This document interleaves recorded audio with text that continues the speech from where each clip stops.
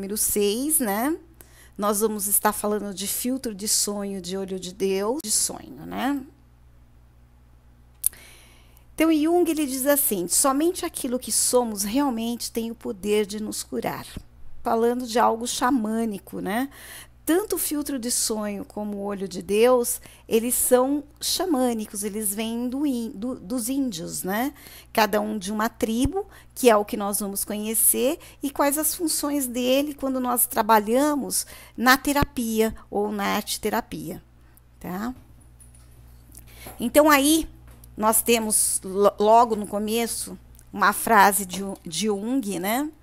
Então, para que a gente possa se curar, para que nós possamos ter o nosso autoconhecimento, nós devemos nos aceitar, sermos nós mesmos, né? Com todos os defeitos, com todas as qualidades, com aquilo que nós somos. Porque a mandala, ela vem mesmo para ajudar o caos. Então, quando ela consegue organizar esse caos, ela mostra para a gente o que realmente somos. Agora, o filtro de sonho, ele vem de uma tribo americana chamada Ojiba. Ojiba. Eles eram criadas para amarrar fitas, eles criavam assim, amarrando fitas em salgueiro, né? Em torno de um quadrado circular ou em forma de lágrimas, que parecia uma teia de aranha. E eles penduravam essa teia de aranha na cama dos seus filhos, para que protegesse eles quando eles estivessem dormindo. Aí a tribo Lakota, ela acreditava que os sonhos também têm coisas ruins, né? Os pesadelos é uma maneira de um sonho ruim. Aí eles tomaram da outra tribo o filtro de sonho e colocaram com um orifício. Porque para eles, quando nós temos o filtro e quando nós estamos dormindo, tudo que é ruim, ele passa pelo filtro do sonho e vai embora ao amanhecer. Eu vou contar a lenda também, tá? Mas não agora. Aí, as duas tribos, elas têm o mesmo, vamos dizer assim, o mesmo conceito do filtro do sonho. E também uma roda de cura, tá? Mas em tempos de guerra, lá em 1960, 1970, os Lakotas precisavam ser lembrados, os povos indígenas americanos precisavam ser lembrados. E eles usaram como bandeira o filtro do sonho, que nós conhecemos até hoje. Vocês conhecem a lenda do filtro? Na internet tem várias lendas, né? Cada um contando da sua forma.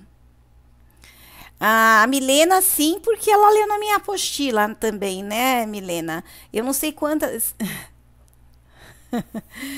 Então, eu vou contar uma das lendas do filtro do sonho, né? Que eu acho que é a mesma que está lá na apostila, tá, Milena? Porque também tem a outra lenda da avó. Essa conta a lenda que um líder espiritual, Lakote, teve uma visão de Iktomi, um malandro professor da sabedoria. Lakote apareceu como uma aranha, tomou o aro de Lakote do salgueiro e começou a tecer uma teia em torno dele, trabalhando do lado de fora para dentro. Quando ele se virou, ela mencionou os ciclos da vida, do nascimento, da infância, da idade adulta. E ao chegar à velhice, disse que para nós termos cuidados, como se nós fôssemos criança. O filtro de sonho, ele sempre começa de fora para dentro. É como um labirinto, né? É como se nós fizéssemos um caminho com uma religação a Deus. Porque nada mais é que a religação ao nosso self. Para Jung, o filtro de sonho também é uma mandala, tá? Ela não deixa de ser mandala. Ela é mandala para o Jung e ela é uma roda de cura para os índios. Quando eu começo a tecer o filtro de sonho, eu tenho que lembrar o seguinte: é como se nós estivéssemos engravidando, né? Eu vou pegar aqui. Então, eu tenho o meu pensamento, eu pego o aro. Quando eu começo a pensar, aqui, quando eu começo a encapar o meu filtro de sonho, eu já começo a dar forma ao que eu estou pensando. Então, o filtro de sonho a gente nunca consegue fazer com 10.000 coisas ao mesmo tempo. Ou é ele ou é ele. E todos os pensamentos que é aqui colocado, ele também vai para outra pessoa ou para si mesmo quando é trabalhado. Então, aqui começa a realidade, o seu corpo físico. Então, você pega, vamos dizer assim, o primeiro é o embrião, aqui começa o seu corpo físico. Quando você começa a tecer, aqui, você pega a linha e começa a tecer, começa o seu, vamos dizer assim, inconsciente. Começa a dar forma à sua criança. A cor que você usa, ela faz referência ao pedido que você está tendo. Ou o objetivo que você está tendo ao construir um filtro de sonho. Quando eu chego nas penas, as penas são a alma. Então, cada pena que nós colocamos na mandala, no filtro de sonho, ela representa a nossa alma. O que fica aqui em cima representa a nossa consciência, como se fosse o quê? O nosso cordão umbilical com o universo. Essa é a minha explicação, tá, pessoal? Hoje é feito o filtro de sonho hoje ele não é feito somente do salgueiro. Você pode fazer com madeira, com metal, com linhas coloridas, com contas, né? Só que na representação do filtro, quando eu tenho lá os fios, que são as linhas, eu estou trabalhando aqui, olha, todo o emocional. Para Jung, quando eu trabalho o número 7, eu trabalho a profecia. Quando eu trabalho o número 9, eu trabalho as direções sagradas. Quando eu trabalho 13, eu trabalho as luas. Para nós também, quando nós analisamos um filtro de sonho, nós vamos analisar da mesma forma que nós analisamos a mandala.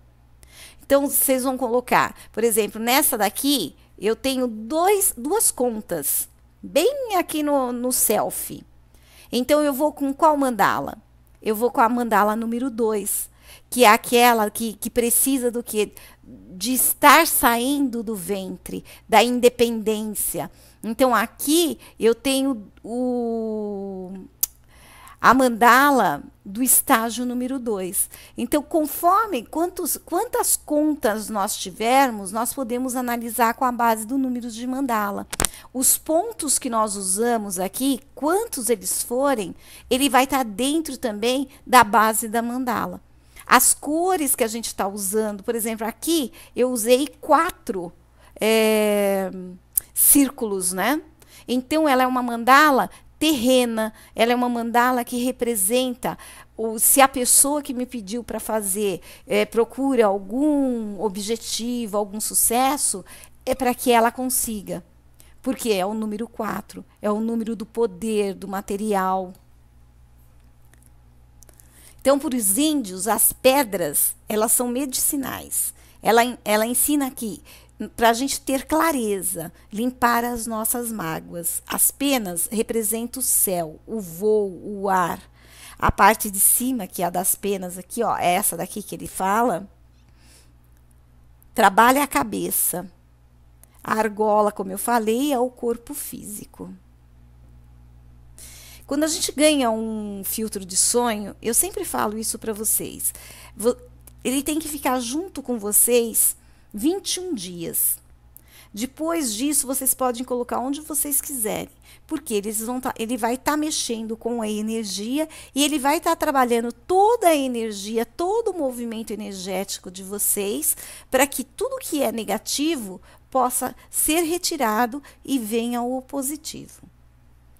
Até aí, meninas, tudo bem? Fala em filtro de sonho, a gente fala. Ao tamanho do filtro, não, Zilda. É isso que você está perguntando? Não, ao tamanho do filtro, não. Você pode ter um pequenininho, um grande, ele vai fazer o mesmo efeito. Ele vai ter, porque, na verdade, o que faz mais o efeito é quem faz a mandala, né? Vamos dizer assim, é a energia que está sendo colocada na tua mandala. As argolas, porque ela representa um círculo. O círculo é uma roda. Ah, mas a roda é no sentido, Márcia? Não, só o círculo. Ou então você faz em gotas. Existe sim, aí na internet que eles fazem triangular, mas não é o filtro de sonho. Porque o filtro de sonho ele tem que ser redondo, porque ele representa o universo. Ele representa a totalidade. E quando você fala em linhas circulares, você fala em linhas femininas. Então, quando você quer acolher alguém, você tem que ter as linhas redondas.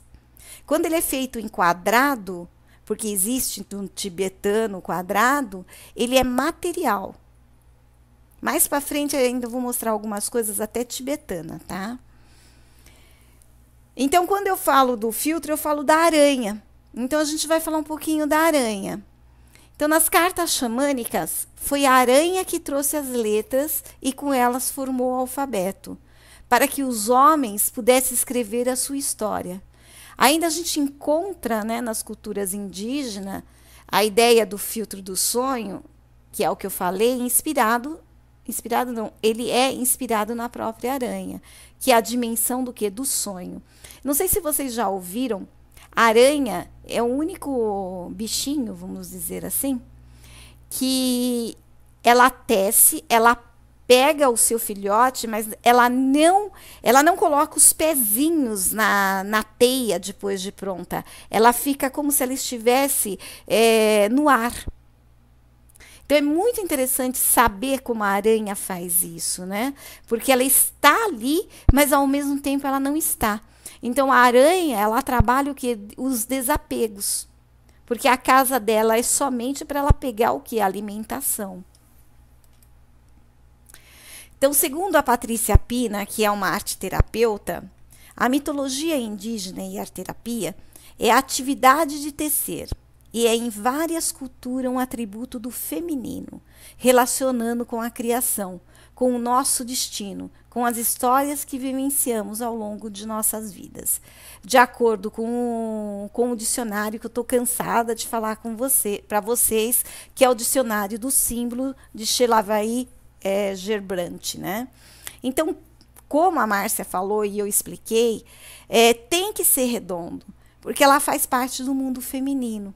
Então, quando a gente tece o filtro, nós estamos o quê? Trabalhando o nosso lado feminino. Antigamente, nas épocas medievais, quando os homens iam para a guerra, as mulheres ficavam o quê? Bordando, tecendo. Então, o tecer um filtro é tecer a vida, é dar movimento a tudo isso, né?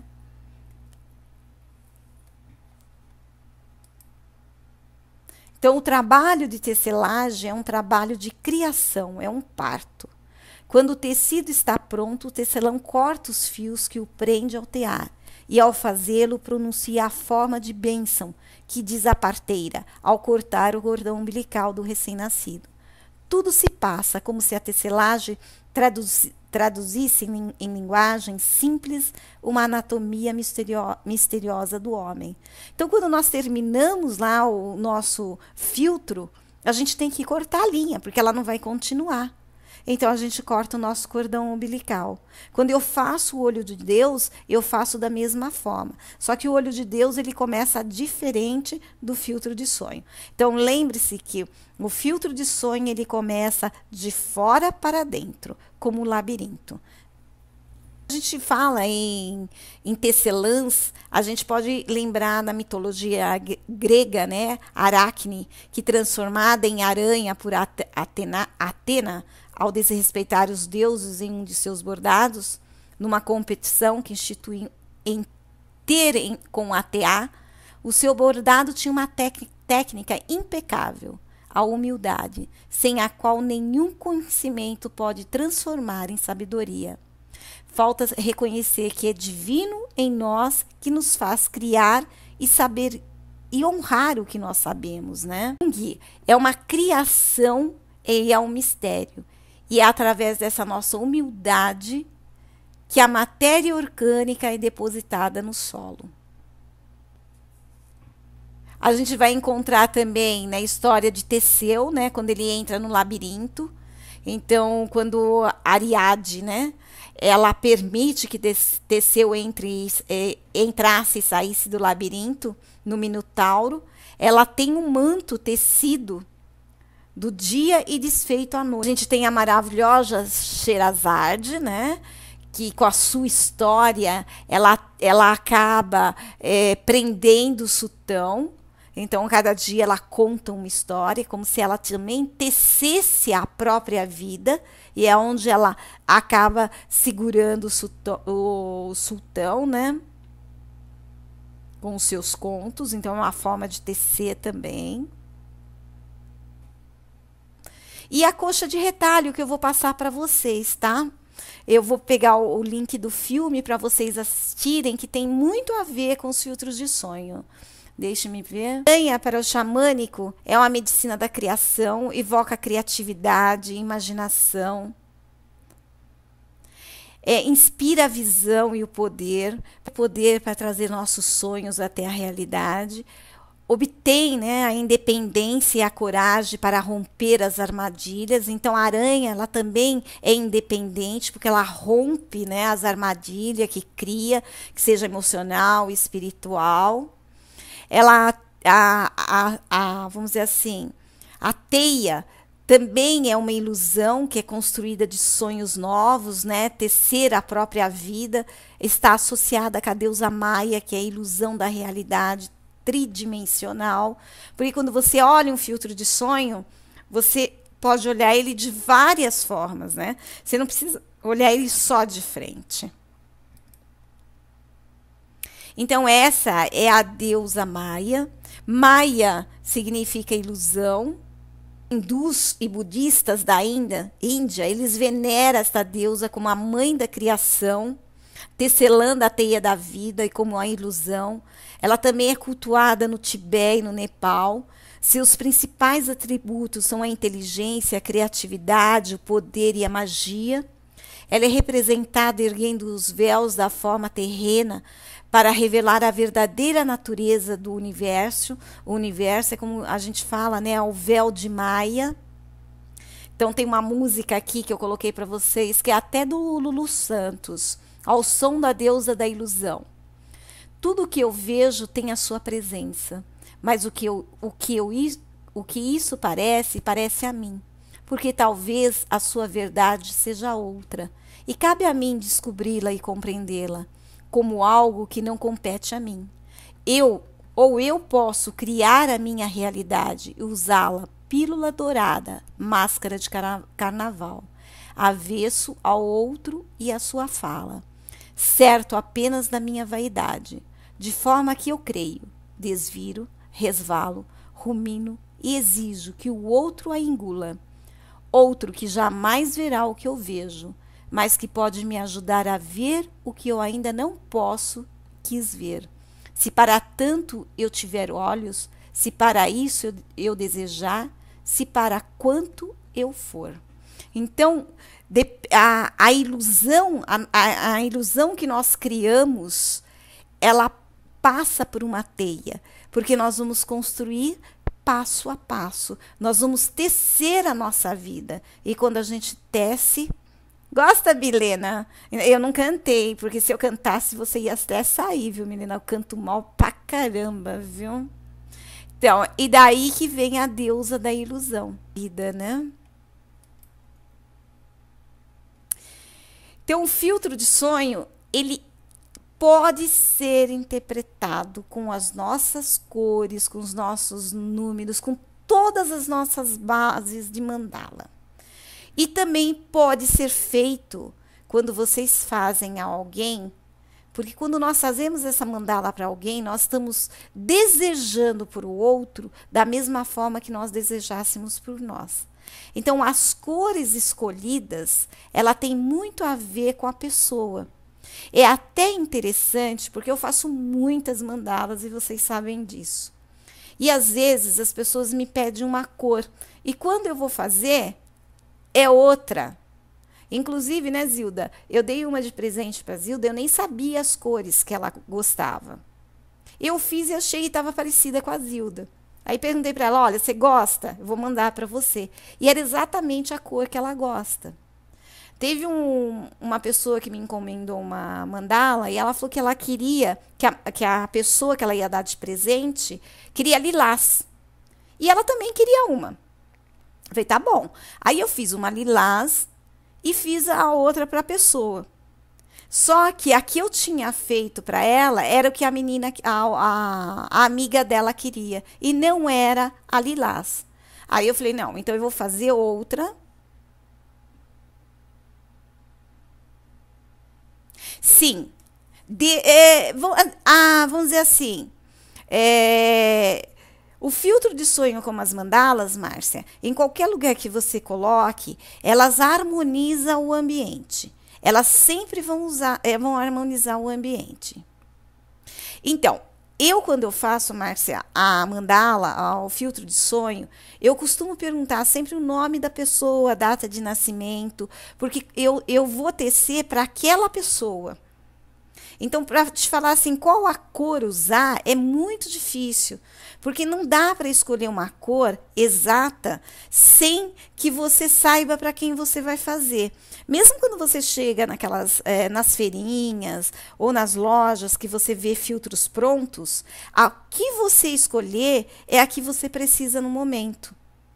Então, o filtro de sonho, a gente não consegue, nem o filtro de sonho, nem a mandala têxtil, fazer de uma maneira pré-determinada. Como ele trabalha com a emoção, ele vai trabalhar tudo aquilo que está no universo, no movimento. É muito interessante, Márcia, muito. Então, para os xamânicos, quando você faz uma mandala xamânica, né? E que você vai usar as cores deles, quando você usa o azul, é o Pai Celestial, é a clareza de expressão. Quando você usa o roxo, é a introspecção, é a transmutação, é a liberdade. O amarelo é a conclamação do antepassado, é a sabedoria do ensinar e o novo começo. O vermelho, o xamânico, ele sempre conclama o antepassado, né? Não o passado, para que ele possa ter um presente melhor.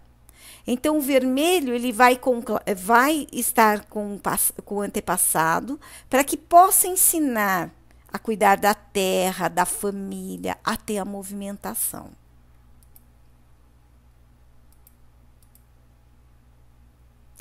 O preto, ele sempre dá duas estradas para ajudar, para vir a curar.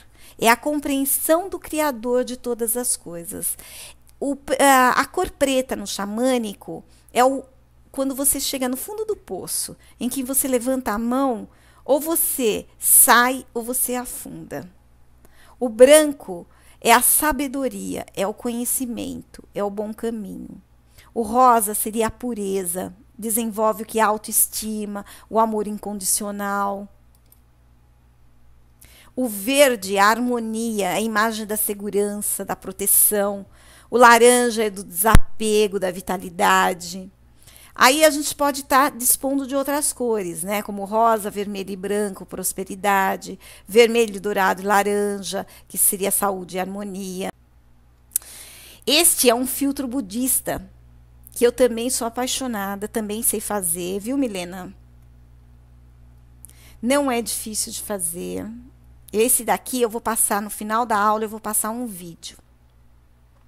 para vocês. É um vídeo muito antigo, é muito bonito. Esse daí, ele não trabalha como o dos índios, ele trabalha o material, ele deve ser colocado na frente da casa. Aí tem todo um ritual para ser feito, vocês vão ver no vídeo. Você tem que ter data de nascimento, horário do nascimento para ser feito. Então, o vídeo eu vou passar, vocês vão dar uma olhadinha. É muito lindo. Se você quiser, Milena, depois eu passo a foto para você. Para você ter. Eu não sei se você consegue fazer, porque ele é metade daqueles filtro budista, né? Daquelas que abre e fecha, que eu esqueci o nome. Ai, meu Deus, como que é? No próprio YouTube tem aquelas mandalas tridimensional. Ela não é tão fácil de fazer. Só essa parte ela é bem facinho. Agora, quando você faz ela tridimensional, que abre e fecha, dá todos os movimentos do universo, ele é mais complicadinho. Mas depois eu passo a foto e vocês vão ver o vídeo também. Agora a gente vai falar do olho de Deus, que para cá veio como mandala têxtil. Por que veio como mandala têxtil? O olho de Deus é uma mandala mexicana, tá? Vou contar também um pouquinho da história deles daqui a pouco. Esta é a original deles, que eles colocam no altar, eles colocam quando as pessoas morrem. Então, esta é o olho de Deus original. O olho de Deus nessa tribo mexicana, ele surgiu, também vou contar a historinha para vocês, porque eles faziam uma meditação. E sempre aparecia uma imagem em qual eles não conseguiam materializar essa imagem. E para eles materializaram esse tipo de olho. Então, é uma madeirinha em forma de 4, como se fosse uma cruz, onde você também vai trabalhando e tecendo com a linha, com o fio. Quando ele chega para nós aqui, ela vai chegar como mandala têxtil, porque a gente vai brincar com a geometria. Então, por que são mandalas ou geometria sagrada? Porque a gente vai trabalhar com várias geometrias, o triângulo, o quadrado, numa mesma mandala. E vai formando. Técnica é difícil. Eu comecei fazendo a original e depois eu fui tentando essas daqui. Porque ela flui, gente, ela vai fluindo. Então, não adianta muita técnica, porque ela vai fluir na hora que você for fazendo a mandala. Então, esta do olho de Deus é uma cultura indígena mexicana. Para eles, eles são assim, eles têm muita simbologia no desconhecido, no misterioso. A mandala também era feita para criança. Então, quando a criança nasce, ele faz o primeiro fio do olho de Deus. E eles vão construindo essa mandala até quando a criança completar 7 anos. A partir daí, ele entrega a mandala para a criança. Então, a diferença lá do Lakota e deles é que os Lakotas fazem o filtro de sonho e já colocam logo que eles nascem. E eles não, eles vão construindo todo o processo de tecer durante 7 anos em proteção à criança. Eles são uma pequena tribo, né, mais ou menos uns 35 mil pessoas, que vive a oeste do México Central, nas montanhas de Sierra Madre. E eles têm, assim, eles são muito xamânicos, curandeiros, eles praticam em diversas gerações, eles não esqueceram as tradições deles, para eles passarem isso que nós estamos vendo agora. Ok, Milena? Para eles passarem isso que nós estamos vendo, essa mandala deles, demorou muito. Agora, tanto é que nós estamos conhecendo que é um pouco de tempo, não é? As pessoas não conhecem muito mais o filtro do que o olho de Deus. Em qualquer lugar que vocês coloquem também é de proteção. Eu gosto de fazer o olho de Deus e colocar na porta de entrada da casa. Então, eu faço esse original pequenininho e coloco na entrada. E o interessante para quem tem problemas com perfeição de trabalho, que tanto o filtro de sonho quanto o olho de Deus, eles são espelhos. Você tanto pode usar de um lado, quanto você pode usar do outro. Eles não têm lado, porque é entrada no mundo espiritual. Por isso, Márcia, que eles equilibram o ambiente. Em qualquer lugar que você coloque do ambiente, ele vai equilibrar. Deixa eu ver se tem mais alguma coisa aqui. Então, o olho de Deus é um objeto de proteção espiritual que pode ser colocado em um altar, no lar, onde vocês acharem melhor. Ele é chamado de espelho de duas faces, pode ser usado de ambos os lados. Ele é uma entrada no mundo espiritual, ele equilibra o ambiente e as pessoas. Muito bem, dona Milena. Para os índios, tecer é orar, é falar com Deus, é expressar o Espírito de Deus no universo. O desenho original, que é o que eu falei, ele tem 4 pontas, ele representa os 4 elementos, o fogo, a terra, o ar e a água, e o quinto é a essência divina. Ele simboliza o olho da consciência e, por ele, o grande espírito da criação, que é observada a todas as ações humanas na Terra.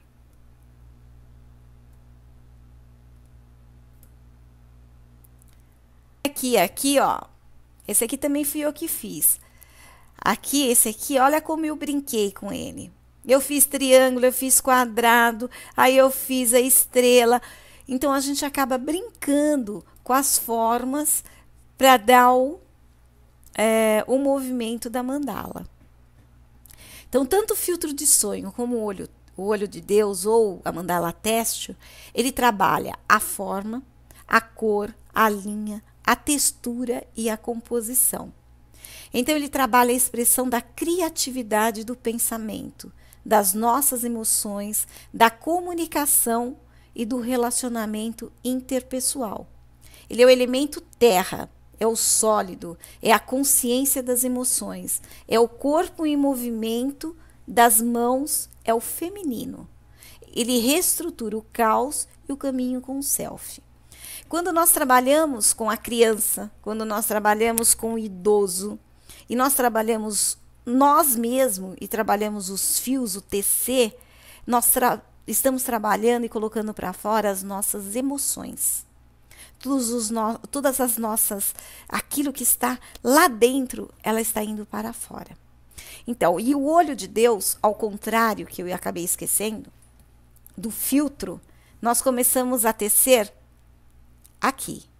Nós começamos com o nosso self para ir para fora. Então, nós começamos encontrando Deus para depois encontrarmos nós aqui fora.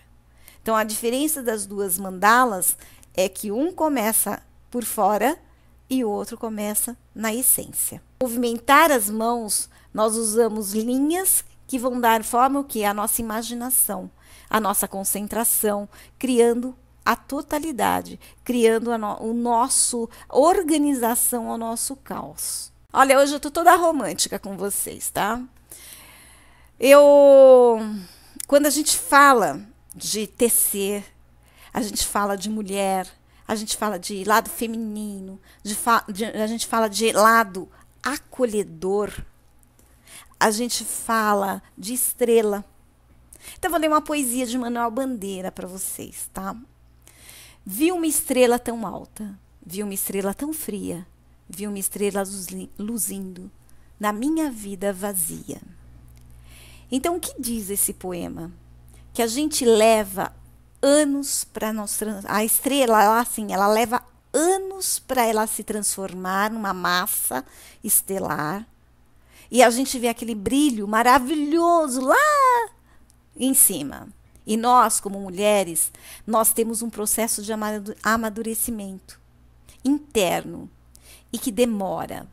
E quando nós desenvolvemos esse esplendor, quando a gente desenvolve essa autoestima, tem uma expressão de brilho, não importando a idade. Às vezes a gente olha mulheres com uma idade bem avançada e a gente fala assim, nossa, que mulher linda. Por quê? Porque a estrela dela, a massa estelar dela, atingiu um brilho. E não precisa ser com 15 anos, e sim com a nossa própria essência. Então, quando nós trabalhamos as mandalas, quando nós tecemos os nossos fios, nós trabalhamos, nós ajudamos o outro, mas, na verdade, nós ajudamos nós mesmos.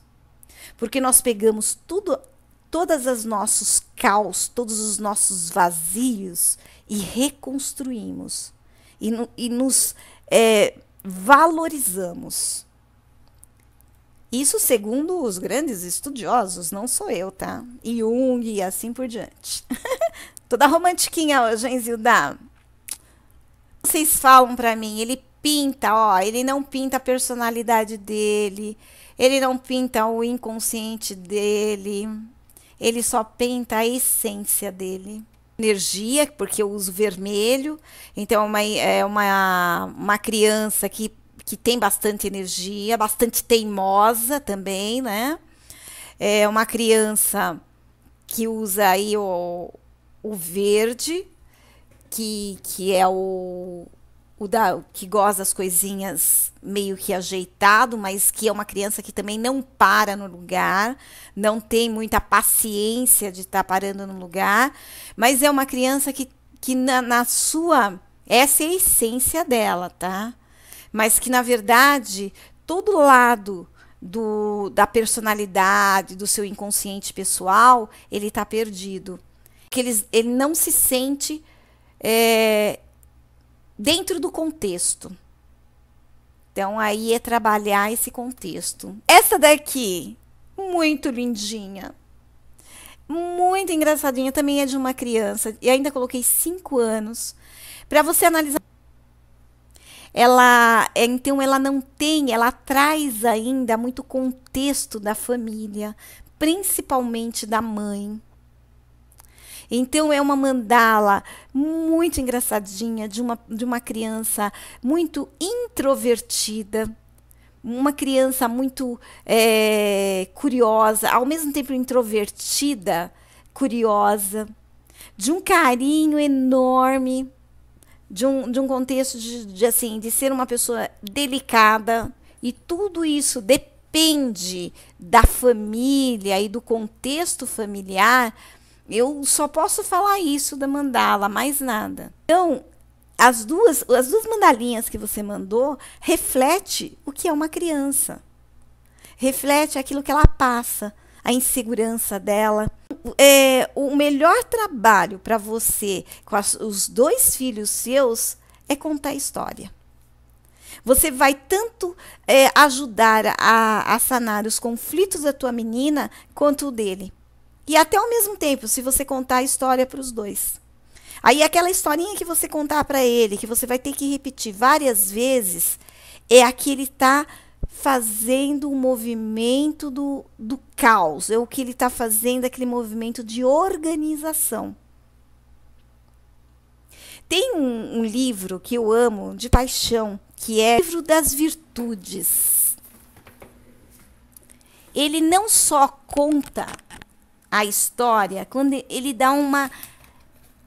Deixa eu ver onde... Ah, tá aqui. Olha, é o Livro das Virtudes para a Criança. Vou colocar. Esse também é bom. Todos os livros de contos de fadas, eles são muito bons. Esse que eu vou passar para você são histórias pequenas, que é para criança mesmo, e para a idade que as suas estão. E ele tem um fundo de que você pode estar colocando as virtudes. Trabalhar com criança na idade dos 2 teus, fora os contos de fadas, de bruxas, magos, duendes, que não é o clássico, eles são maravilhosos, né? E você contar, ilustrar, desenhar, bordar, tudo que você fizer com contos de fada, você vai estar trabalhando.